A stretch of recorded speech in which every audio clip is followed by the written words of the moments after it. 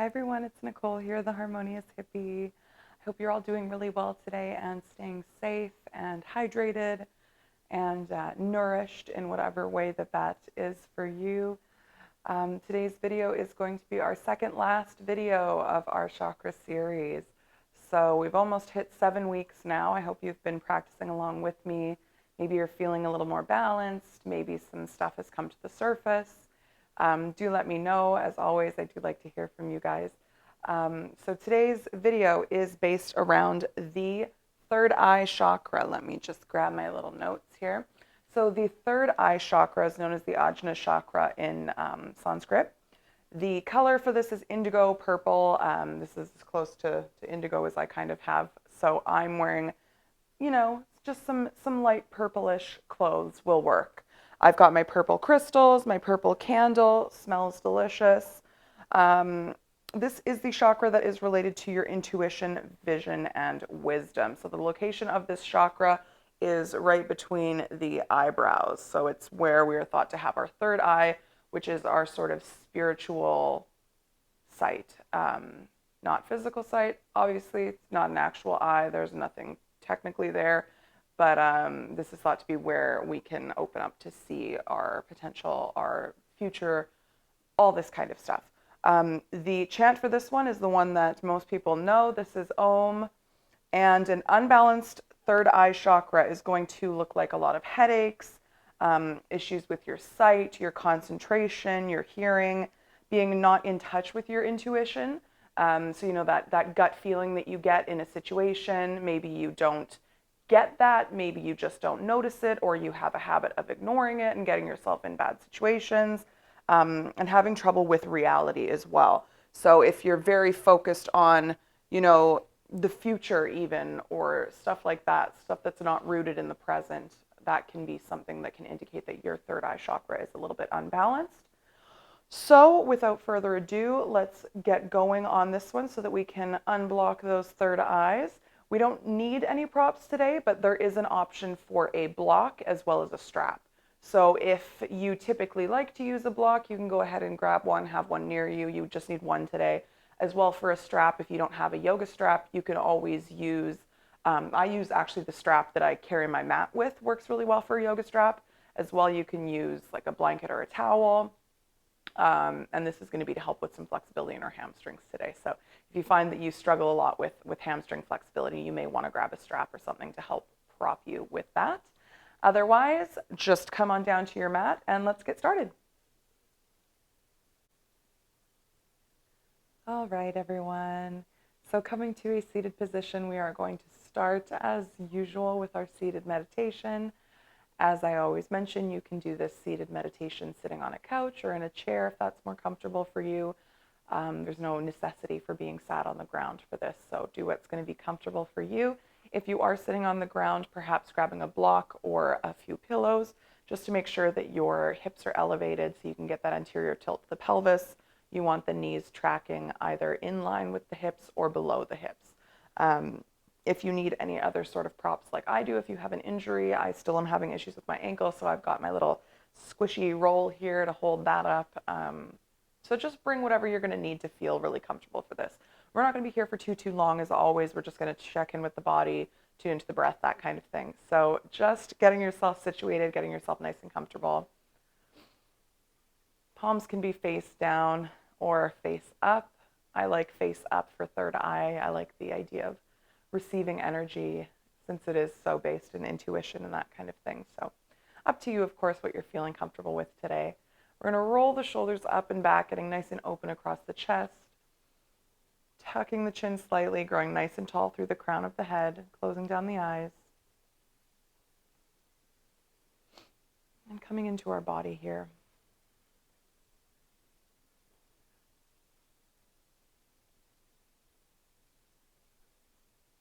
Beginning at the top of the head, just starting to scan down through the body.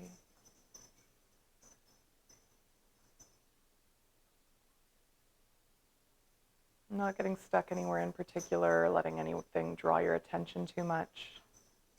But just sweeping down painting yourself a picture of where you're at physically today. Perhaps you feel sensation somewhere. Maybe you feel some tension. Perhaps there's a slight injury. As always, if you do have an injury, just ensuring that you've contacted the appropriate medical professionals before doing any physical activity, making sure that it's okay to do this practice today.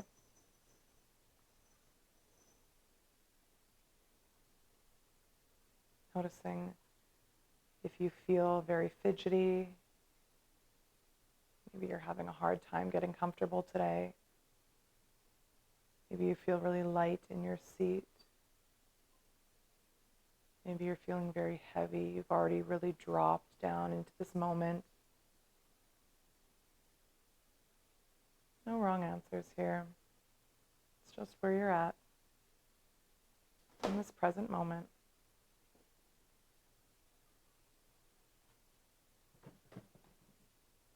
And beginning to tune into the mental side, the spiritual body. How are you today? Are you okay? And again, when we paint a picture like this, we're not trying to move or change anything. There's a common idea that when we feel things that are classed as negative emotions, that we need to immediately change them, fix them, make them better. Sadness, anger, frustration, melancholy. I invite you to notice if you have these quote-unquote bad emotions.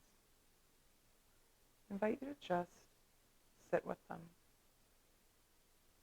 Just observe the feelings, trying not to immediately change them. There are many quotes and sayings along these lines, but the idea that you're not going to appreciate the sun, the happiness, when it comes if you've never experienced the clouds, the rain.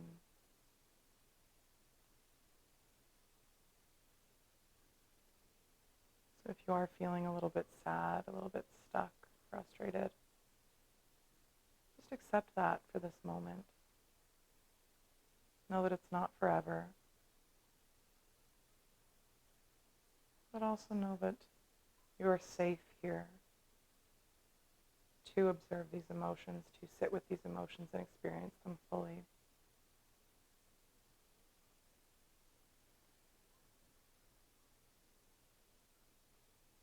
I'm beginning to tune into the breath, noticing if it's quite shallow, rushed. Maybe you had to fight to get to your mat today, and you're still feeling the remnants of that. Perhaps you've automatically deepened the breath, beginning to slow that down.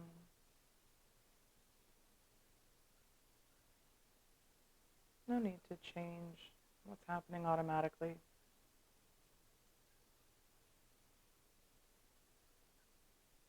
And just becoming really present in this moment today. We want to stay really present on our mat always, especially with practices with the chakras and the third eye. It's very important to stay in the moment, see what's moving through you, and really feel what's going to help you to feel balanced and good here.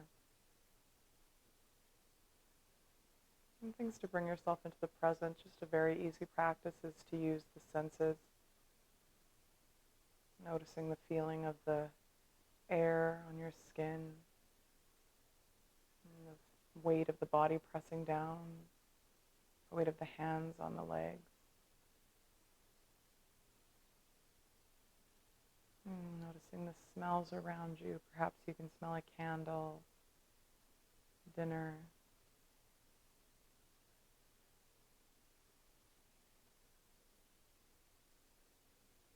In sight, of course, your eyes are closed here. Just observing the lights that you can see behind your closed eyelids. tasting the tongue in the mouth. Maybe you've recently had a drink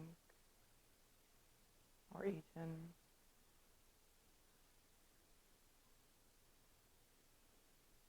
And just tuning into the sounds around you, not going off with any of them, not focusing too hard, but just allowing them to come and go. Maybe you can hear your fan, your air conditioning, your heat, the sound of my voice. Maybe you can hear your pets or your family members in the distance in the house, your neighbors outside.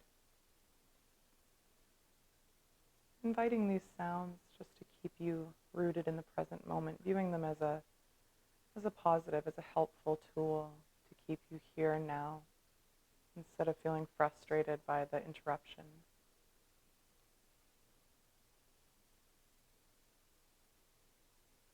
Knowing that this moment is yours,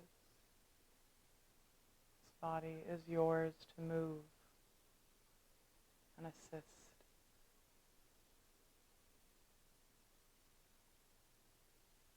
Taking a few cleansing breaths before we get moving here. So taking a deep inhale through the nose, gathering up any tension or stress, and opening the mouth. Let that go. Deep inhale through the nose. Exhale out the mouth. Last one, perhaps bringing in some movement. So raising the shoulders up to the ears when you inhale. And as you exhale, just let that drop.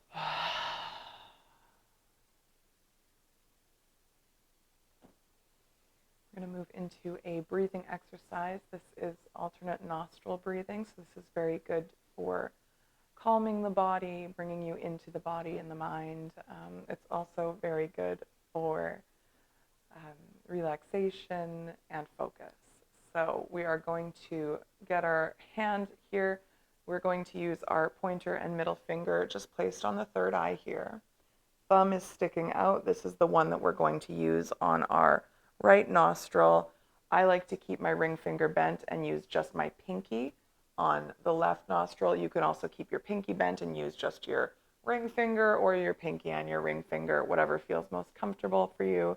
But that's going to be on the left nostril. So we're going to close down the eyes as well for this. And we're going to take a deep inhale, regular, through the nose. Exhale that out. Placing the hands into the third eye. We're going to use the ring finger to plug the left nostril. Take a deep inhale through the right. Plugging the right nostril, releasing the left. Exhale left. Inhale left. Plug left. Exhale right. Inhale right. Plug right. Exhale left. Inhale left. Plug left. Exhale right. Inhale right. Plug right. Exhale left.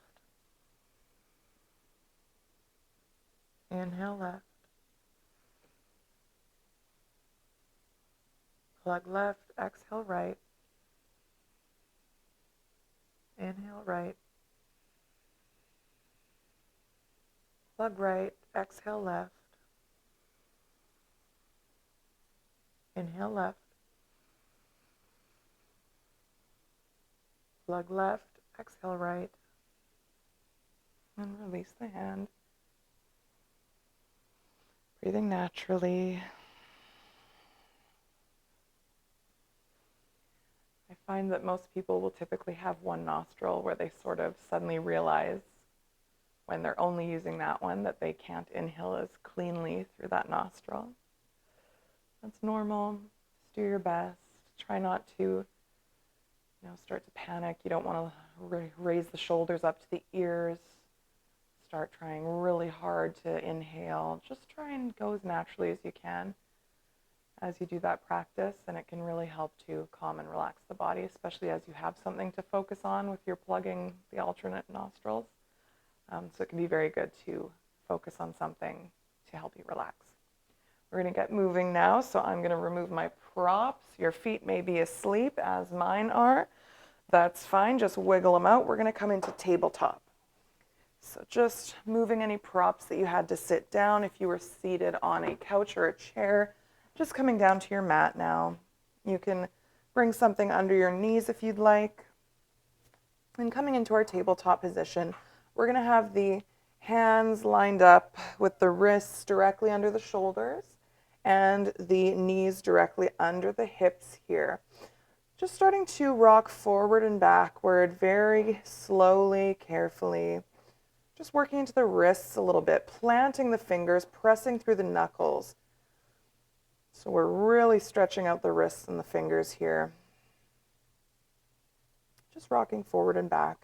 And as always, just making sure that you're slightly engaged when you're in your neutral tabletop. You want to make sure that you're not sinking in the belly and just letting the back hang. So engaging the core slightly, tucking the core in, and just keeping the head neutral, neck nice and long. As we rock into the wrists, you can make little circles if that feels good. Changing directions.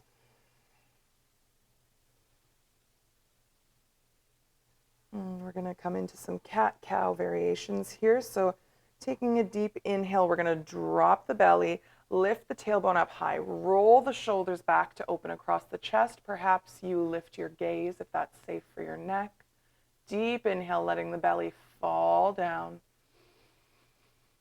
And on your exhale, pressing into the hands, curling into the upper back, squeezing the air out of the belly. You want to press into the hands to pull these shoulder blades apart, tucking chin to chest, squeeze the air out.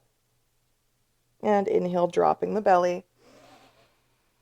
Deep breath. And exhale, squeeze it out. Flowing with your own breath here for a few. Inhales, drop the belly, open the front and back body. And the exhales curl you back in, stretching into the upper back, the thoracic spine.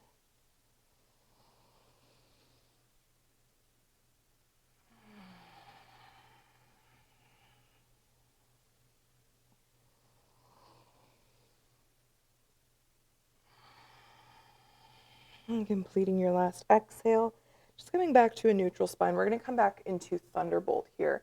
So this is where there is an option to use a block. If it's not comfortable for you to sit back on your legs, on your calves like this, you can bring a block under your bottom. I like to kind of turn it sideways so that I can use the second height. I have a lot of trouble sitting back on that ankle still, so I may pop my foot, but just note that you want to feel that stretch in the front of your shins. And this is a nice place to sit and breathe as well if you are comfortable. It can feel quite intense if you're not used to sitting back like this. So always do bring props if you need to, if that feels better for you. Just taking a moment to breathe here, feeling that stretch in the front of the calves. If you would like to come deeper into your Thunderbolt, you can begin to drop the bottom to the floor in between the feet, coming down onto the elbows, the forearms, and if you'd like to go all the way down to the floor, you can release back, making sure you move slowly through each progression, just to ensure that you don't find yourself thrown onto your back and all of a sudden you're really uncomfortable and you're trying to struggle to pull yourself back out. So just make sure that we're always moving safely. And making sure that the knees stay on the ground here. You don't want the knees to be lifting up. Just breathing, feeling that stretch in the legs.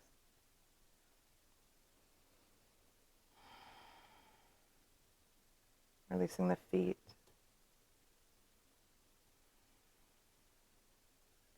And slowly beginning to come back up if you're on the ground, coming to the forearms. And pressing yourself up to seated, not seated. My goodness, y'all, can I ever say the right words? And then just pressing ourselves forward, removing any props, coming back forward into your tabletop position. We're going to stretch out the upper back, the thoracic spine. So we're going to do some thread the needle here. If you'd like to bring a block for under your head, you can go ahead and do that if that's going to be more comfortable. We're going to start with one side, whichever one you'd like to start with, reaching the arm up and open here, stretching that side back. And with our exhale, threading that arm under the other and coming down to the side of the face if that's comfortable. You can keep the top hand in front of the face, or you can reach it up overhead, really peeling your upper back open.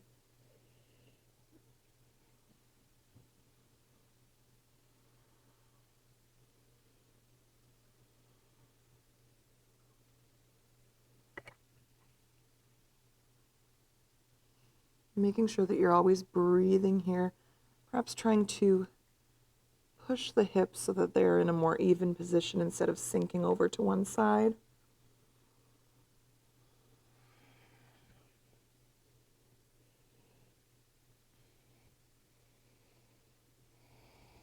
Breathing.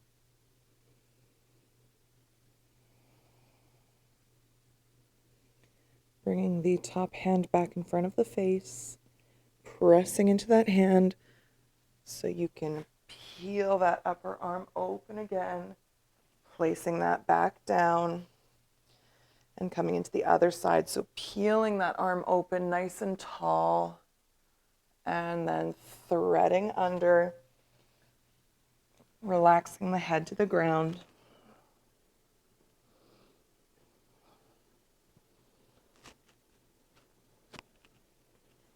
Sorry if I'm making a lot of noise with the mic. I'm trying to keep it out here.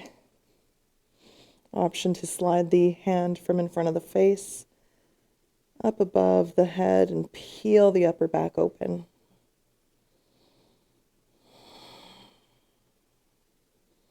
Continuing to breathe.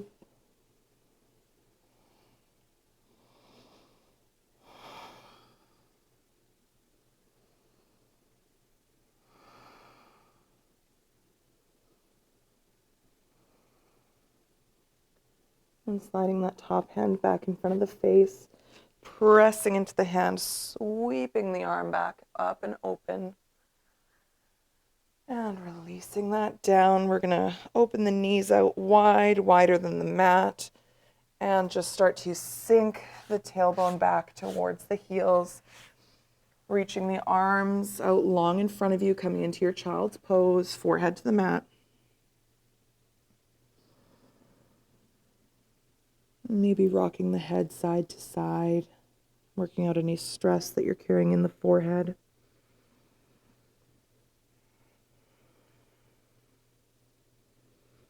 Feeling the release in the hips. Knowing that this is a safe space to return to throughout the practice if you feel that you need to catch your breath.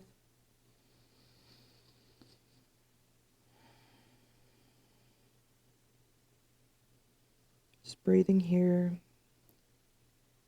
contained in your little pod.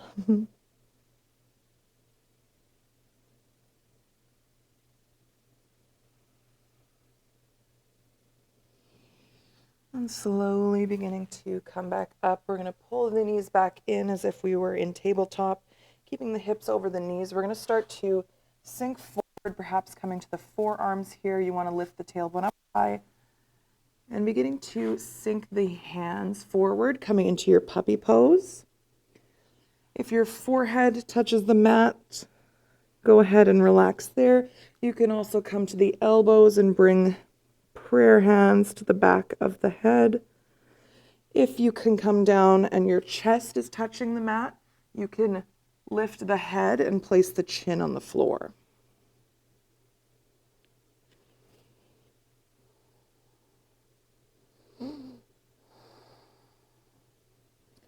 Breathing into the shoulder stretch. Allowing the chest to open.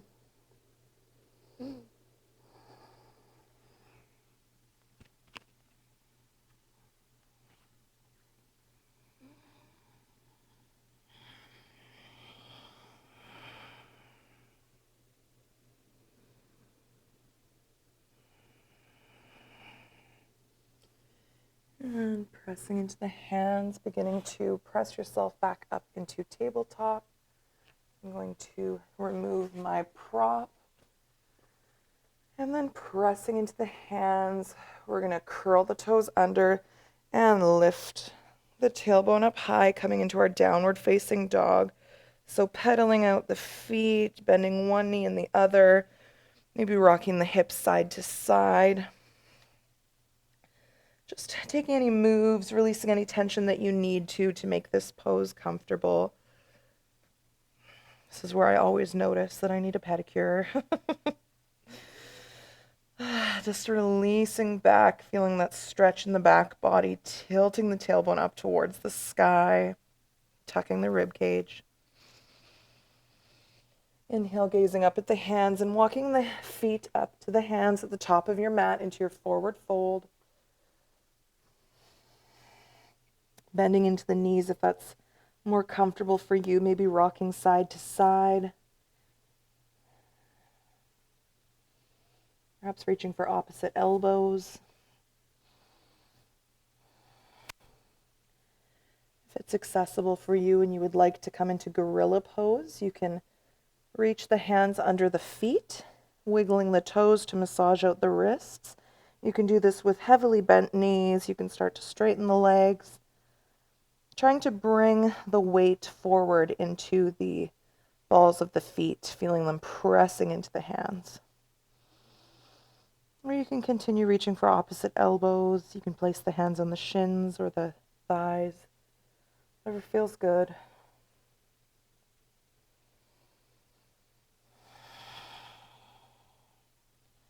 Releasing the hands if you're in gorilla pose, bending into the knees, and we're going to slowly roll up. The head is the last thing to come up, and just rolling the shoulders up and back, coming into our Tadasana mountain pose for our Surya Namaskar A, our sun salutations.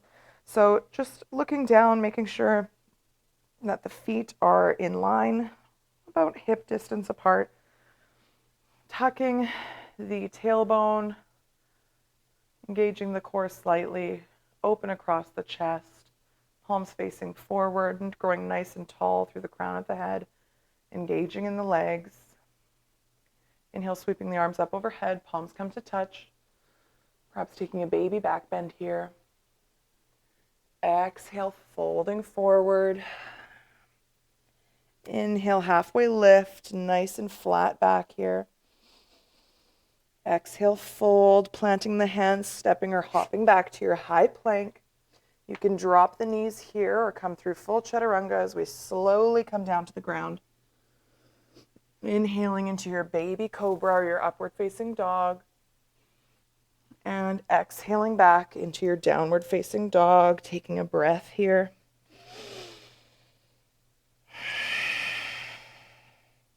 Inhale, gazing up at the thumbs and stepping or hopping to the top of your mat, forward fold, releasing the neck. Inhale, halfway lift, nice flat back.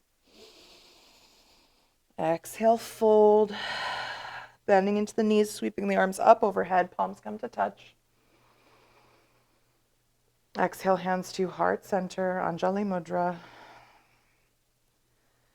Flow through this twice more. So inhale, sweeping the arms up overhead, palms to touch, baby back bend. Exhale, fold. Inhale, halfway lift. Exhale, fold, planting the hands, stepping or hopping back to your high plank. And drop the knees here, come through chaturanga. Into your baby cobra or your upward facing dog, knees off the floor if you're an upward facing dog. And exhaling back, downward facing dog. Take a breath.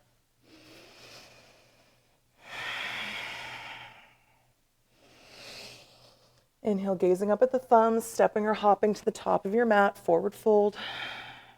Inhale, halfway lift. Exhale, fold. Bending into the knees, sweeping the arms up overhead, palms to touch. Exhale, hands to heart center, Anjali Mudra. Last one. Inhale, sweep the arms up overhead, palms to touch, baby back bend. Exhale, fold. Inhale, halfway lift. Exhale, fold, planting the hands, stepping or hopping back, high plank. Bending the knees or coming through chaturanga. Sweeping into your baby cobra, your upward facing dog. Inhale. And exhale, downward facing dog. Take a breath.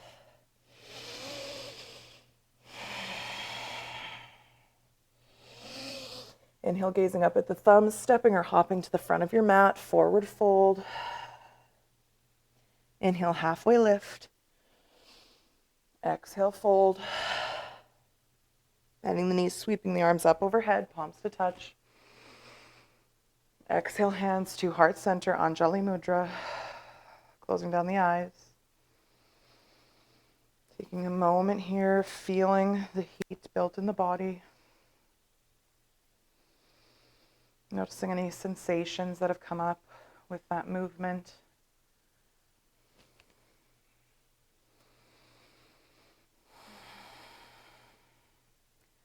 Releasing the arms down. We're going to come into a balancing pose here known as Garudasana.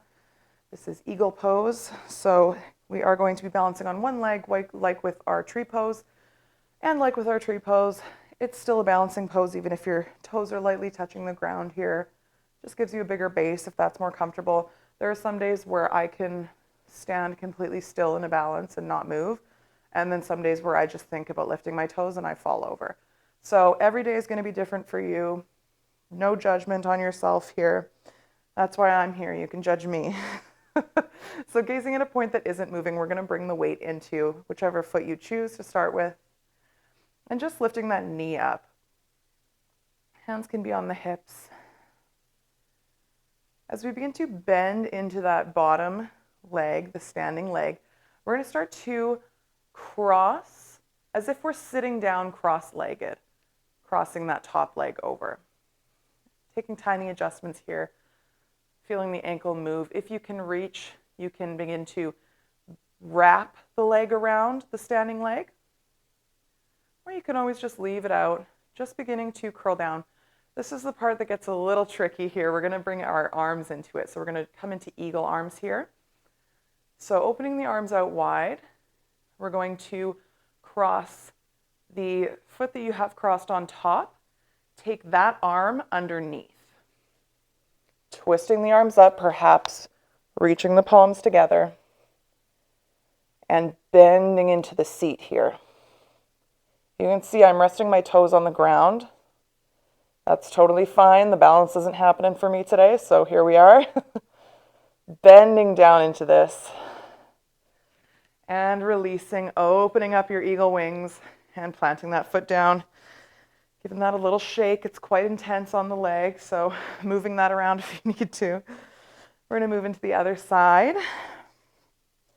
So transferring that weight, growing nice and tall, rooting through that foot, bringing the knee up. Find your balance here. Every stage of it, move slowly.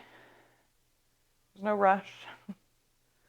Beginning to cross that knee over, perhaps wrapping it around. I like to use my hands to help me with that. I can kind of wrap on one side. On the other side, I can't get it around, but it's our anatomies, right? Opening the arms out wide, we're going to take the same arm. So this should be your opposite arm as you did last time. Underneath, twisting the arms. Perhaps the palms come to touch. And sitting down into this pose, bending the knees. If you fall out, just slowly come back in.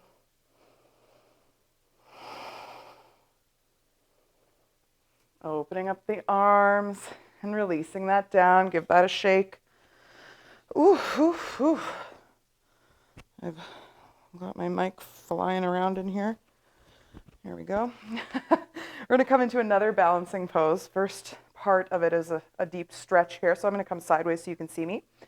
We're going to come into a figure 4 stretch. So just slowly moving the weight into one of the feet again, lifting up the knee, and beginning to twist the knee out to the side so you can cross it over top of the leg. So you're going to be bringing it above the knee here so you can sit down into your figure 4. You can use your hands to help you here as well. You can hold a wall. This is just generally a really good stretch for the glutes. So if you need to hold on to something, go ahead and do that. Bending into that knee, really feeling that stretch in the glute and the hip. This is stage 1 here, flexing the toes back. If you'd like to and are able to, you can place the hands on the ground, feeling into that stretch. This is where the arm balance comes in. I'm not sure if I'll be able to do it, so I will show you generally what we're moving towards.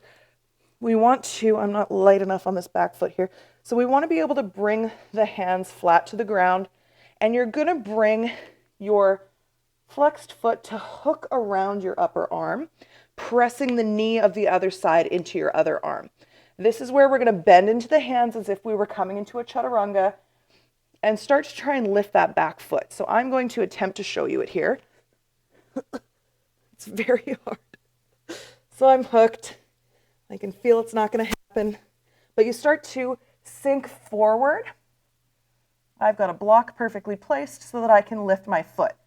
From here, you want to straighten that foot out, lifting it up into the air. Doesn't happen for me. Play around with it though, try it. It's very fun to try. If you do have a block in front of you like I did, that was kind of a perfect accident there.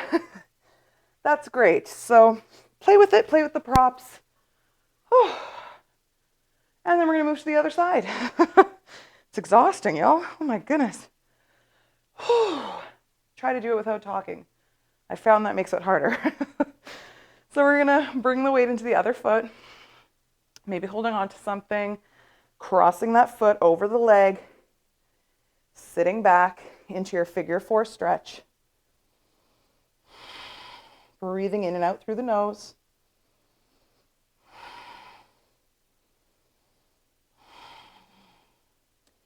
If you can start to bring the fingertips towards the floor.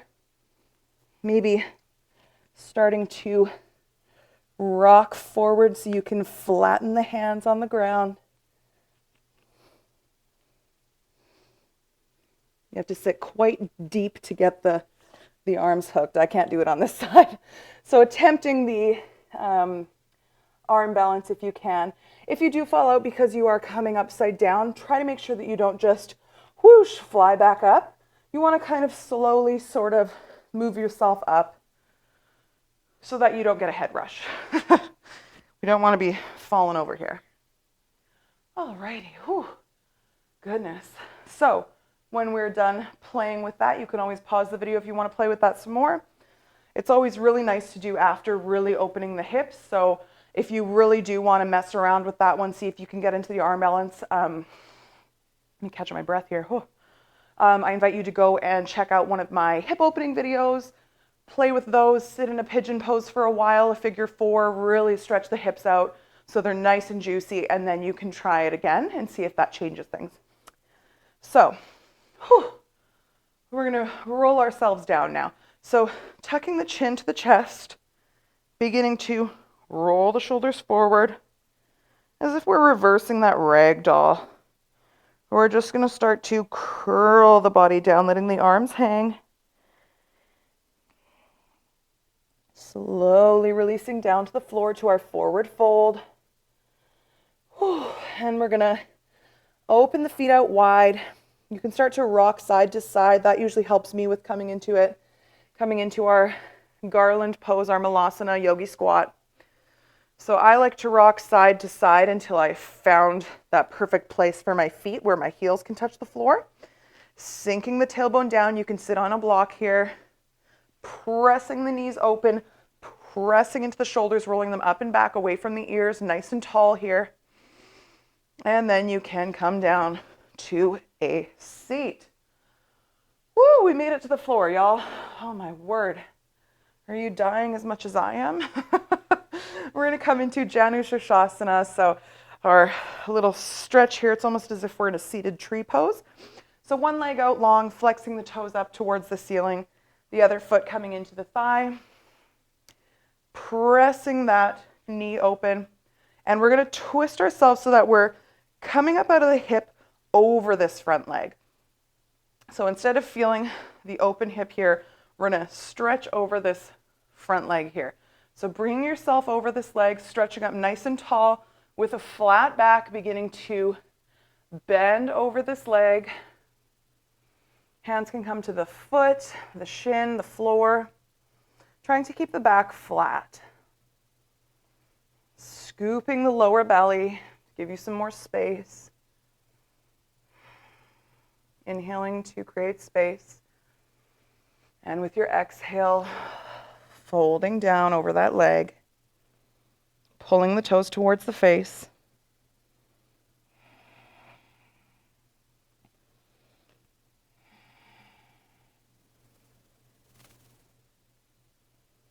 And coming back up slowly. We're going to release that bent knee, shake out the legs, and then repeat that on the other side. So bringing the opposite foot into the thigh, flexing these toes up nice and tall. Adjust yourself so that your torso is facing over this leg. Inhale nice and tall. And exhale with a flat back, start to fold.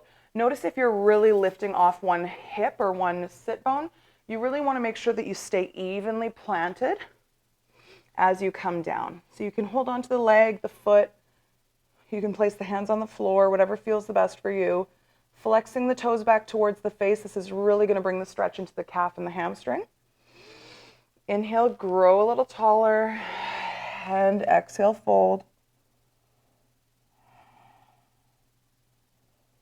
Noticing if you're really squeezing here, if you're really holding on, just let that go.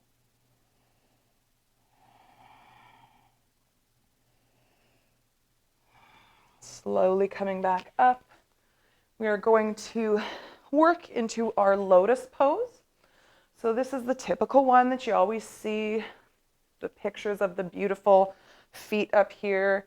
Some people, myself included, our anatomies are likely never going to allow that to happen, and that's okay. You're not, less of a yogi because you can't do a Lotus Pose, or a Lotus Pose, I apologize. It just means that the external rotation of your hip is a little bit different than some others. So this is something that you'll notice if you sit in a chair with your feet flat on the ground and you have someone very, very carefully, very, very slowly start to try and keep this flat and lift your foot out here. Notice how far you can go. If you have really good internal rotation, that might be something that just flies right up. Cool. Maybe it doesn't. This is very hard for me. Internal rotation is not my thing. So then place it back, press down here so this doesn't move, and try to lift this way. This is going to be your external rotation. Things like Lotus Pose, sitting cross-legged, the comfort that you have in that. So there are some people that might have both. They might just be fine. Some people will typically have one that's a little better than the other. So they might have this one come all the way up here, and then this one they can barely move. That means anything with an internal rotation, they're going to be a lot easier in it. This is going to feel a lot more comfortable than something like this would. Same thing on the other side. If this comes really easily to you, perhaps your internal rotation isn't great. Maybe you're a crusty old lady like I am, and neither of them are great. Again, that's fine. It's your body. I danced for many years, did gymnastics. I've put a lot of strain on my body over the years. I've injured it a lot. So for me, these are things that may never happen, regardless of how much stretching I do, regardless of how much strengthening I do. It just may not happen for me. That's all to say, it's fine. We're not going to, tell ourselves we're terrible because that's how your body is put together. So it's like being mad at yourself because, you have blue eyes. Your eyes are blue. It's what happened, it's what you drew. So it's not something that, logically you can really hate on yourself for. I mean, obviously as human beings, we can and we will. But I'm just saying, let's try not to, okay? So if this is very hard for you and it's just like, it's not going to happen, let go of it for today even. Maybe it's something you can work towards. Maybe it's something that'll never happen. Either way, move slowly. Notice if it's really painful. This is a pose that people can force themselves into and it can really hurt you. So do be very careful. So extending one leg forward after that whole rant now, we're going to actually do it. We're going to start to, as if we were coming into Janus Asana, we're going to start to bring our bent leg up towards us. Now with Lotus Pose, we really want to have that external rotation. This is rotating almost as if you want your calf muscle pointing upwards. You really want the knee to be able to come down. So if you're sitting here like this and your knee is already on the ground, chances are this is going to be something that's easy for you, that's going to be comfortable for you. If it's not, that doesn't mean that you're going to hate it. It's just something, you know, with our anatomies, indicators that might show that it might be okay for us. With our Lotus Pose, we also want the feet open. So we're going to bring them up towards our hip crease. So starting to bend into the knee, maybe you can just place it on top of your quad, thigh. And notice for me, my hip is very high already. We already know this one isn't going to be great for me. I can already feel a lot of tension in my hip, in my glute. This could be a very good stretch for me. Just in general, it also is a little uncomfortable with the muscle in the top of my leg, so you might notice that as well, that it might be sitting right on top of that muscle, kind of moving it around, and it's like, ugh, totally fine. You can always place a hand under the foot to try and ease that a little bit. We're going to try and bring the heel a little bit closer in and start to think of rotating the foot. So again, if your knee is like here and you're sitting down, again, you want to make sure you are sitting down. You don't want to be sitting like this. And you can start to rotate the foot to open the top of the foot. You want your toes pointing more here. Mine can't do that with my knee and my ankle the way that my anatomy is, the way that my level of stretch is right now. It's not going to happen. With time, I can absolutely open my hips more, get it to a point where my knee's farther down. Maybe my foot starts to come up a little higher. Maybe. Fine. It's totally fine to work towards it. I'm not telling you never do it because you're not good with your external rotation. I'm absolutely not telling you to stay away from it. Try it. I'm just saying this is something you might need to be a little bit more careful with. If I were to try and force myself into a full lotus right now, chances are I could very badly sprain an ankle, tear a knee, hurt my hip, anything like that. You really, really want to be careful and not force yourself here. So bringing this up, starting to rotate this foot open. You can do this, hold yourself here if it's okay. We do feel a lot of stretch across here, across this ankle. You'll notice that my ankle is sickled quite a bit. So that means that it's sinking in here.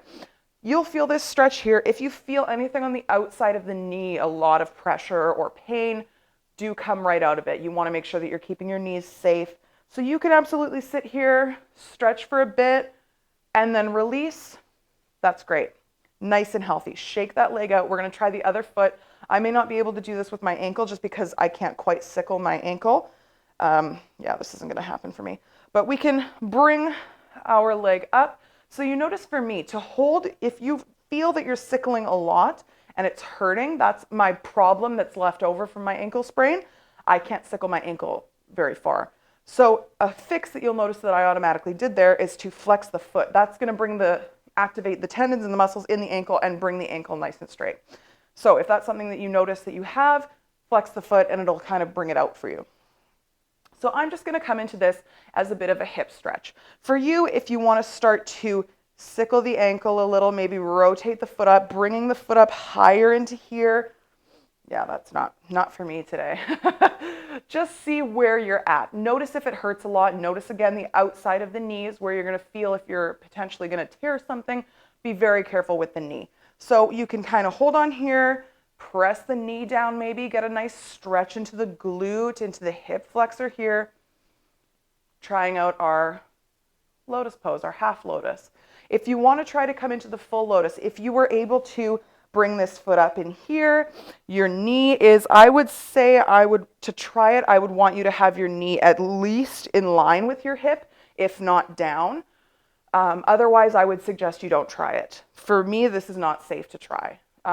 So you would start to bring up your second foot, lift it up, place it on top, essentially bringing both feet up into the hip crease. Maybe you're sitting there like me with your knee up here and you're going, I'm sorry, what? That's insane.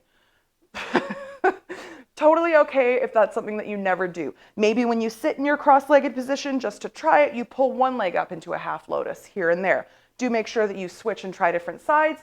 Or maybe you're sitting there, you've been sitting there through this entire 12-year-long rant with your full lotus going, what's the problem? Your knees are on the ground, you're comfortable, you're amazing. That's stunning, and I'm thrilled for you that your hips allow that. Neither of us is wrong, neither of us is right, no one's better or worse than the other, okay? We're all yogis here, we're all friends. Woo! Love each other. Okay, moving on. We can release our lotus, release your legs, shake them out. We're gonna do some nice twists here. So bringing one foot up, flat on the ground, flexing the other out forward.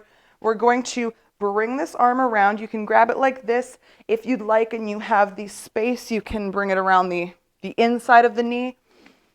Just reaching the same arm as the knee up into the sky and twisting it behind you.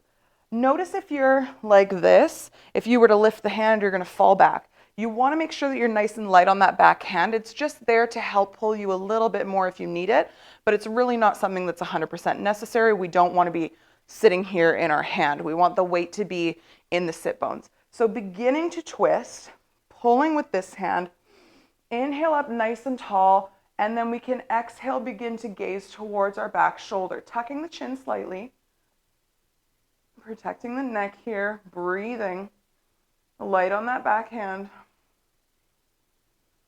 just wringing out the spine.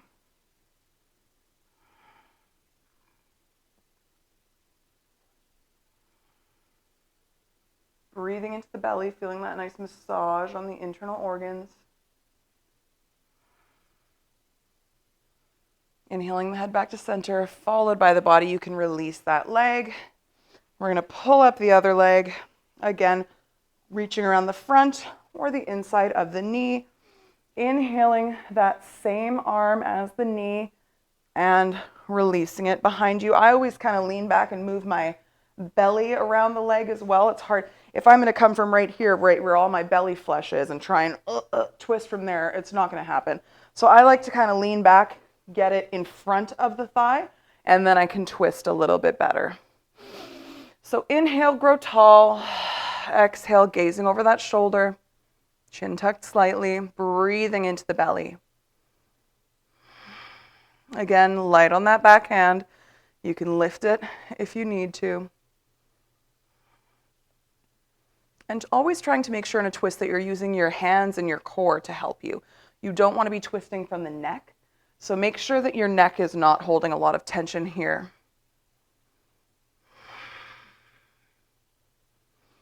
Inhale the head back to center, followed by the body, releasing that leg, maybe shaking that out a little bit. And we're going to roll down onto our backs, coming into our wind relieving pose. I promise that's actually what it's called. I'm not making it up. So pulling both knees in, squeezing the knees in, maybe rocking side to side, getting a nice massage on the lower back. We're going to come into a posture here where you might want to have a strap. So if you have that near you, please grab that. Just rotating the knees in one direction, massaging out the lower back and into the other. Dropping one foot down flat onto the ground, we're going to lift the other and flex the toes. If you have a strap or something that you'd like to use as a strap with you, you can bring it around the ball of the foot. If you don't have a strap, you can reach for the calf or the thigh. What is with me and thighs? I never know what they're called. And just beginning to pull that towards you. Let's try not to grab the knee. So either above or below the knee. Stretching the toes up. You can bend into the leg if that feels comfortable. Pulling it in towards you and then beginning to straighten. You can hold on to your calf. You can hold on to your foot if you can reach it. You might notice that you start having shaking here. I get a lot of shaking when I really extend my leg. That's totally fine. That doesn't mean that you're overstretching as long as you're comfortable in the stretch. It just means that your quad is trying so hard to work here. So try and just breathe and release it.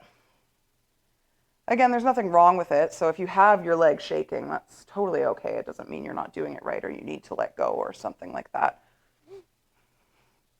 Just stretching into the hamstring, really pulling the toes back and pressing the heel up. This is going to bring the stretch nice and into the calf as well. And just slowly releasing that leg, bending it down, lifting the other, perhaps bringing the strap around the ball of the foot, maybe bringing the hands around the thigh or around the calf. Again, you might be shaking a little, that's fine. Maybe bending into the knee, trying to straighten the leg a little bit. Maybe rolling the ankle. Pulling the toes back towards the face, kicking the heel up into the sky. Breathing in this stretch. And as always, when we're stretching our hamstrings and really stretching anything, just noticing if you're coming to a place where the ego is taking over, where you're thinking, ooh, the girl beside me has hers. I shouldn't say girl, that's sexist of me. And the person beside me has theirs, pulled towards them further, and I know I can do that. So really pushing yourself past your comfort zone. You really want to be careful. If you tear your hamstring, you're going to be out of yoga, out of everything for a while. That's something that takes a while to heal. So always being careful and listening to your body. It's not about what anyone else is doing. Just releasing that leg, rocking the hips side to side, maybe windshield wipering the knees, releasing the lower back. And we are going to now come into a twist. This is why I don't make notes when I am going to do a practice. I typically don't actually plan my classes. I just sort of flow with what feels good in the moment. Because if I'm trying to read notes, I get locked in and I'm sitting there trying to find my place. You don't care. Stretching the arms out to a T. Bringing the knees up high. We're going to drop the knees to one side. Trying to keep that opposite shoulder rooted into the ground. You can use that hand to pull the knees across. Gaze can be at the opposite thumb. If that's not comfortable for the neck, just gazing up at the ceiling. Trying to keep the knees even here. You'll note that I have my shoulder down and my knees down, but my top knee is way back here. We want to try and keep the knees even. However, notice that my shoulder lifts. We want the shoulder down, so if your knees can't touch, that's okay. As you release into the twist, you might notice that your knees can kind of come down further. You can always place a block under the knees. It's also not the end of the world if your knee is not stacked. This is very comfortable for me, so I do this, and it's not bad. It doesn't mean I'm not doing the pose. Just for your own info, you want to try to stack the hips so that you're twisting the back evenly. Inhaling the head back to center, pulling up the knees, and dropping them over to the opposite side again, keeping that shoulder rooting down. Gazing over at the opposite thumb. Wringing out the spine. Releasing the lower back and the belly.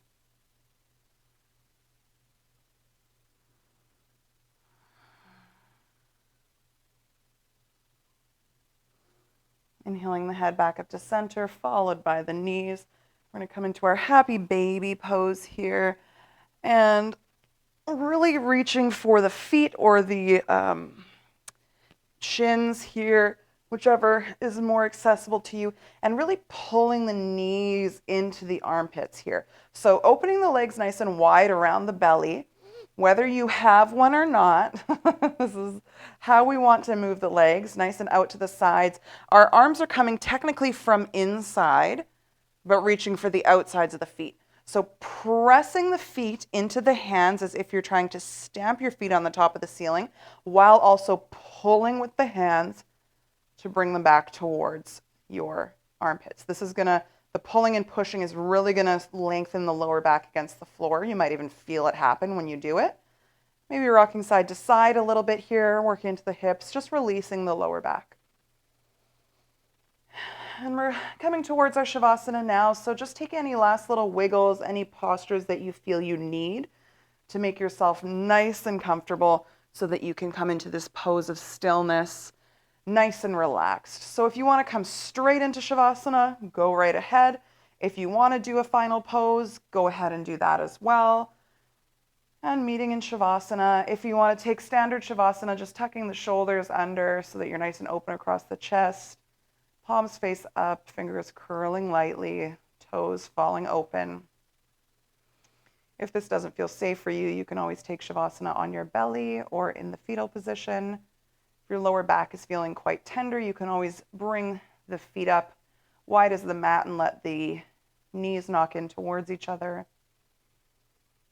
Just finding where you're comfortable, wiggling out any last bits of movement, and coming to stillness on the mat. Releasing the body, releasing the mind, and just allowing this practice that we did today to sink in.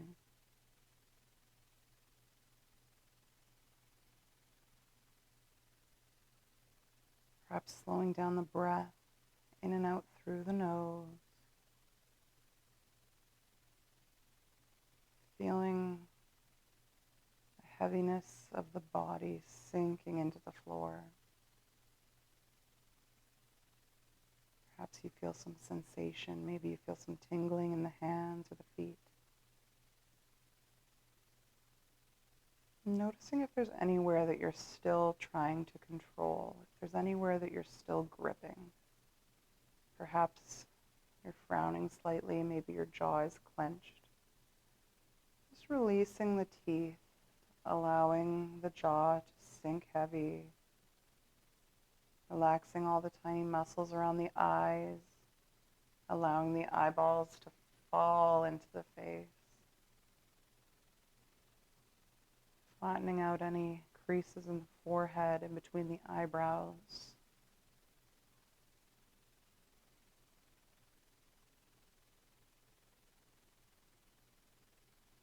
Letting the biceps and the quads turn into jelly and just release into the floor. Nice and relaxed, allowing the earth to hold you,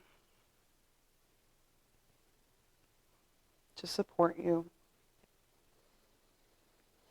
and allowing your body, your shell, to hold you and relax.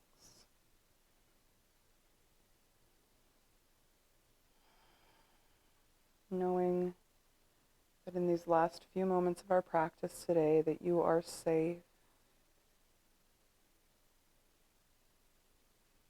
You are exactly where you need to be.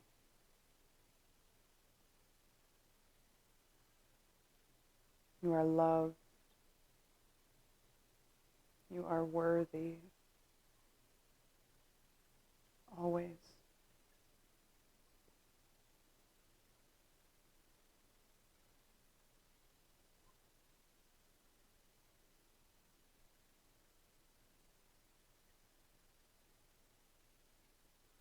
When you get older, plain as say no, will you remember all the danger we came from?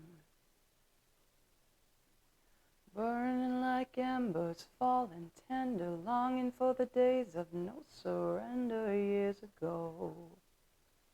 And we'll know, so smoke 'em if you got 'em, 'cause it's going down. All I ever wanted was you. I'll never get to heaven 'cause I don't know how. Let's raise a glass or two to all the things I've lost on you. Oh, tell me, are they lost on you? Oh, just that you could cut me loose. Oh,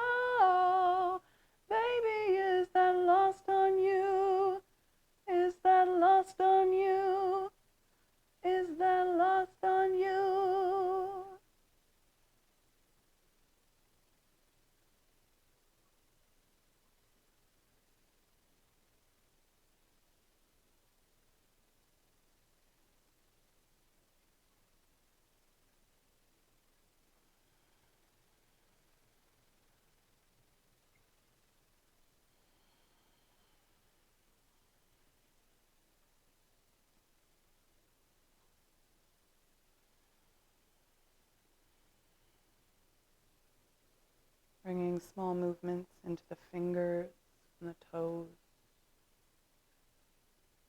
Maybe reaching up overhead for a full body stretch.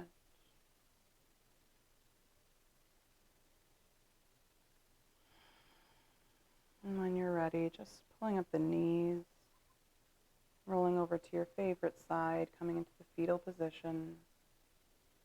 Taking a moment here.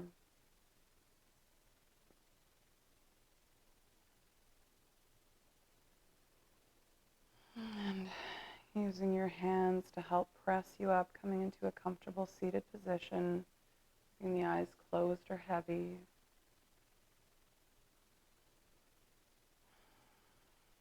And just beginning to feel some warmth, maybe some tingling in that space between the eyebrows and the third eye.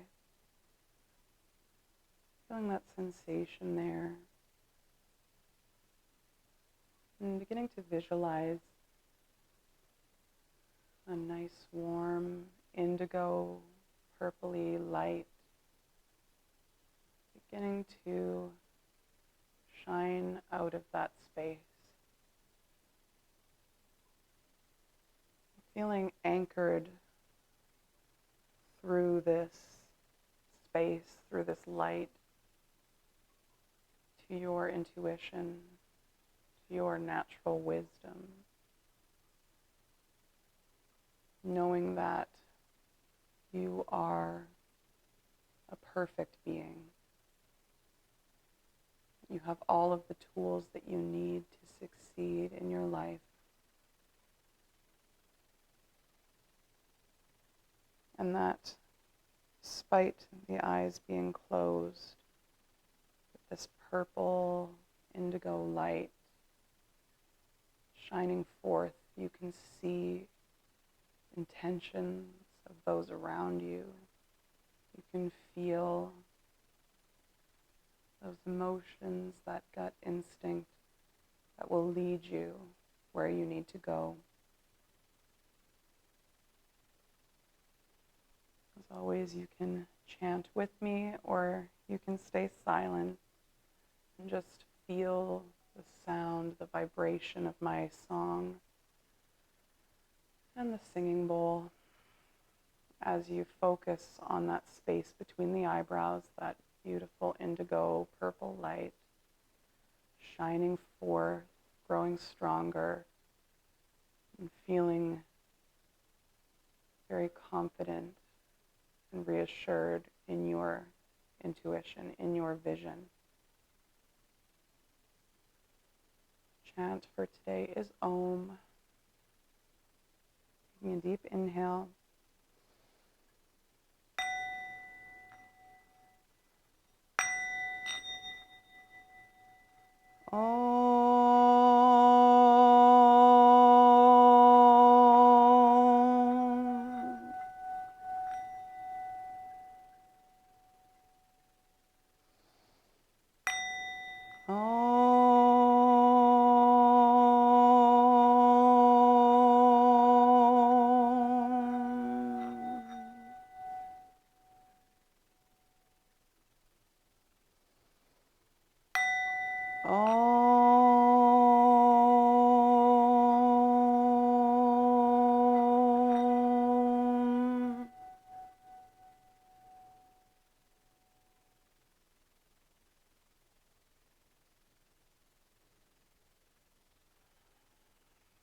Bringing the hands to Anjali Mudra, heart center.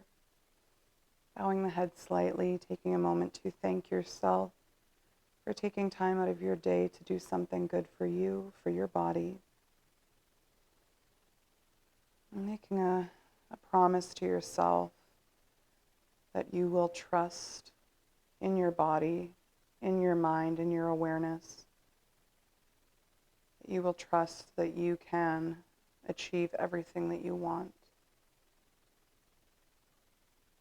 And trusting that the universe is there for you.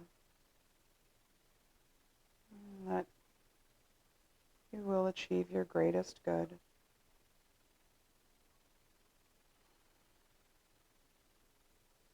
Loka samasta sukhino bhavantu.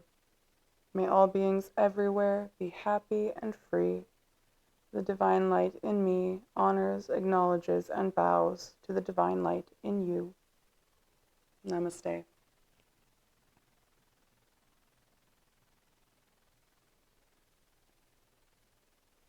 Thank you guys so much for joining me today. I hope that you enjoyed this practice. If you did, as always, give this video a like and subscribe if you haven't already. You can also find me on Instagram at Harmonious Hippy, which I will link below. I would love to see you over there as well. If you are in the Cayman Islands area, every Saturday at 10 o'clock in the morning, I am at Governor's Beach with a free beach yoga class, so feel free to join me over there if you are here. Otherwise, you can just subscribe to the YouTube channel and get your yoga fix that way. Do comment down below if you have any questions, if you just want to say hi, if you need support, whatever it is, just let me know, and I am happy to provide. Next week is our last video of the chakra series, and this is the crown chakra. So again, we are in a lilac violet color sort of thing, maybe white, but I will explain that in that video, so please stay tuned for that last video. Of course, I will continue posting videos every Saturday after that. This is just the last of the chakra series. So again, let me know if you enjoyed it, if you are feeling more balanced, and I hope that you have a wonderful day and a wonderful weekend, and I look forward to seeing you back here next week. Namaste.